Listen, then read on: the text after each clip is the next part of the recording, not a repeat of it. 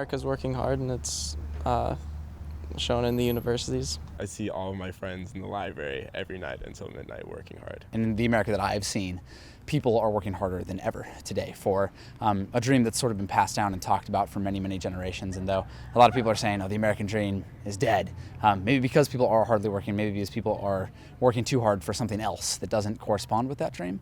But I think that dream is very alive and well. We're working hard because I'm working hard and everyone else is working hard. America as a whole is not functioning very efficiently with Congress in gridlock and not much change happening at a federal level. But at the same time, I think a lot of Americans are working as hard as they possibly can and not seeing that hard work pay off necessarily.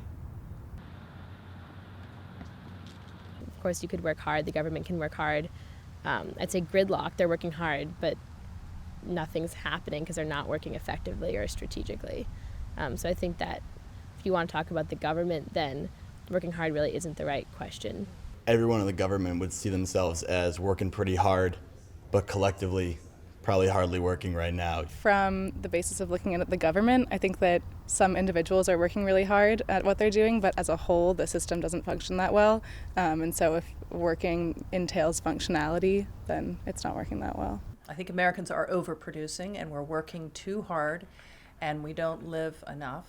But we are encountering some of our deep systemic flaws. I know Sean King came to campus last night and delivered some pretty powerful statistics about how the United States currently has a rate of imprisonment per 1,000 people that is higher than not only any other country in the world currently, but any other country in the world ever.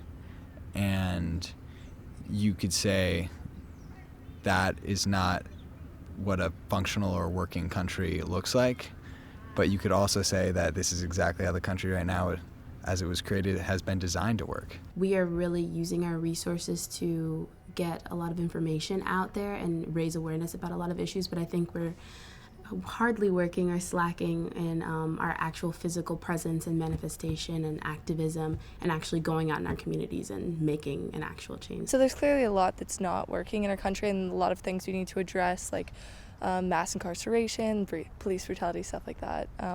But I would say as a whole, like, America's people are working hard. It's just like the systems in place aren't doing their job. Americans are still working hard, but the way our system is running is not necessarily working. The United States is seeing a lot of disenfranchised people who are angry about their position and who politicians aren't really focusing on. In time of election, I think both parties are working hard.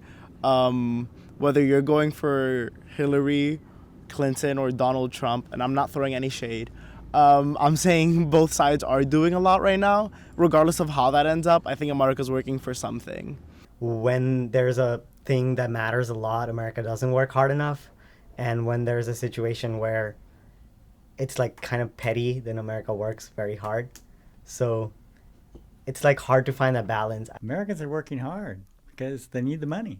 I think in the end, the ideal that I've learned from my experience and from what people have taught me about America is that people see the ideal as doing something every day that is meaningful to you, that is work, but the ideal is that you want to be working.